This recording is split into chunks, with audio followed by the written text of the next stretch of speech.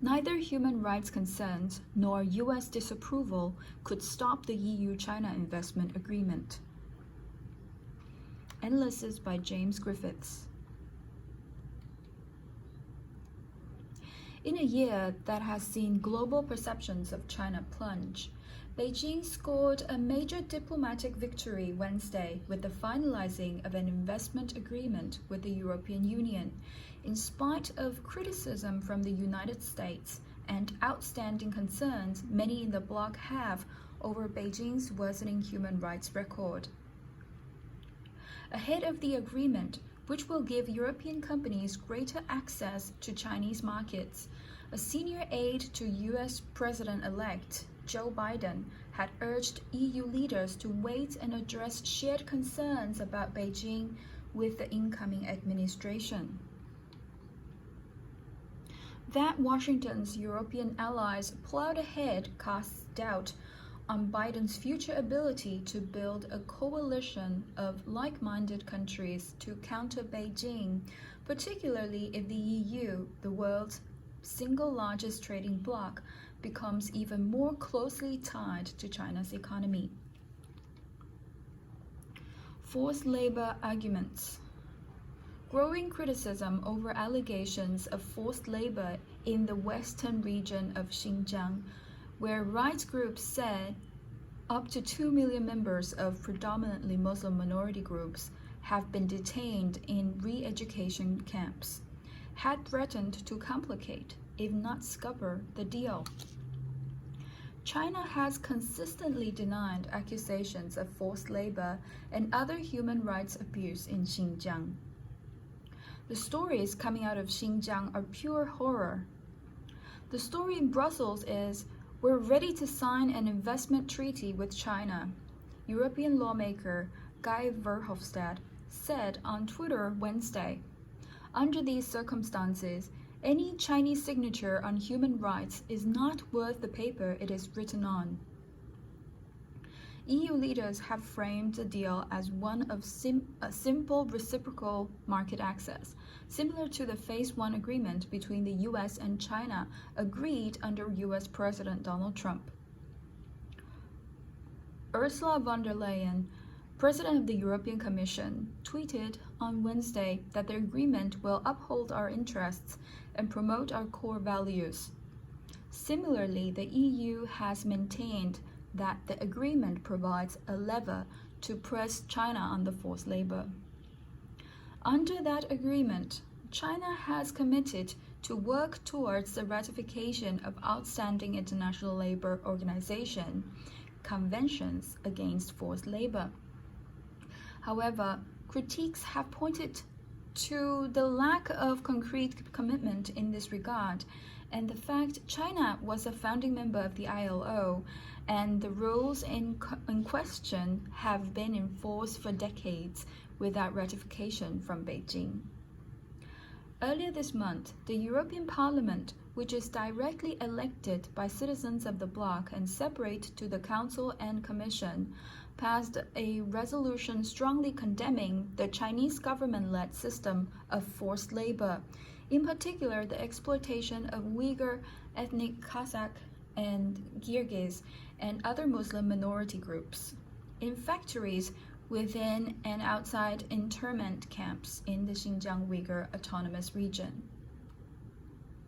The statement went on to denounce the continued transfer of forced laborers to other Chinese administrative divisions and the fact that well-known European brands and companies have been benefiting from forced Chinese labor. Wednesday's agreement will theoretically give those same companies greater access to China's tightly controlled market, and by extension, potentially to factories alleged to have been using forced labor.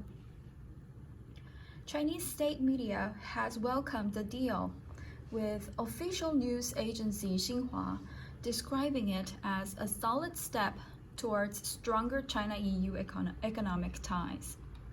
The fact that Beijing and Brussels can eventually meet each other halfway after many years of negotiations has demonstrated a willingness by both sides to go beyond their differences for the sake of the greater good, Xinhua said in an editorial, adding, "The lead up to this milestone breakthrough has been fraught with difficulty."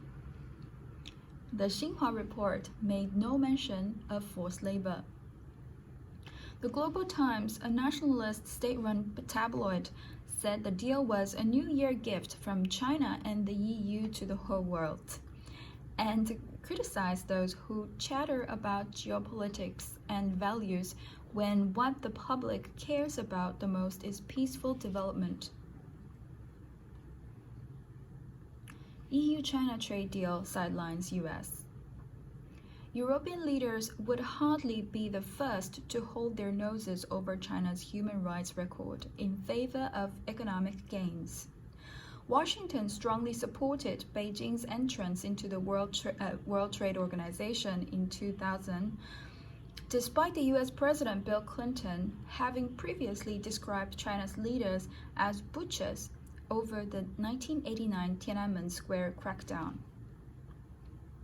Under Trump, who has blown hot and cold on China, human rights have been prioritized in the past year, but took something of a backseat as a trade deal with Beijing looked likely.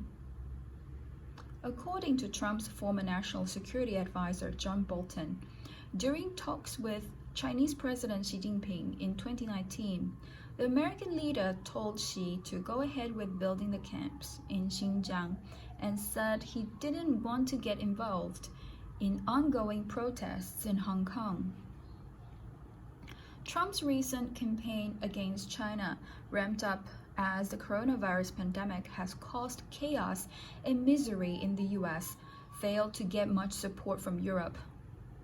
Biden is expected to keep up the pressure on Beijing, albeit with more restrained rhetoric than Trump, partly by leveraging allies to counterbalance China. The EU said last year that it considers China to be a strategic competitor and a systematic rival, reflecting a recent hardening of attitudes towards the country. Biden has gone even further, describing Xi earlier this year as a thug who doesn't have a democratic bone in his body. That the US could not influence the agreement this week, with both Biden allies and members of the Trump administration criticizing the proposed deal, shows how complicated an issue China has become and how difficult building a transatlantic partnership to contain Beijing might be in practice, even without Trump's often inflammatory rhetoric.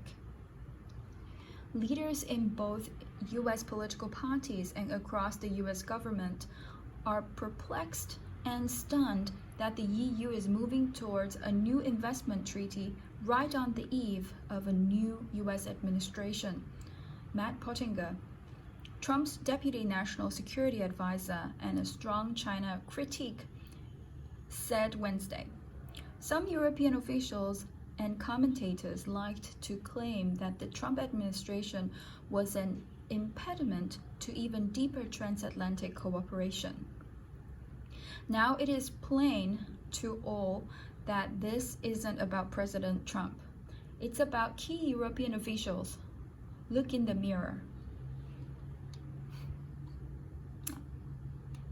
Thank you for your attention.